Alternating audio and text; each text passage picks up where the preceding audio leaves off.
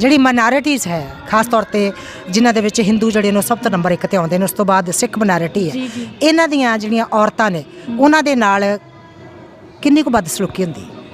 ये देखिए, इस पे तो बहुत बातें हैं, नेशनल मीडिया भरा हुआ है, आप वहाँ से देख सकती हैं, लेकिन I think let's not talk about the negativity, let's talk about the positivity.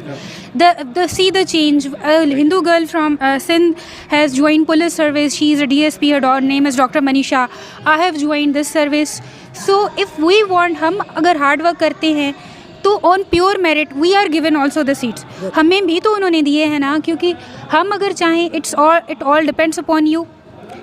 आपसे अब कोई बदसलूकी मुझसे नहीं हुई मैडम अभी तक. सो फार मुझसे कोई discrimination, so far I have been born and raised in Sindh, मैंने कभी कोई फील नहीं की.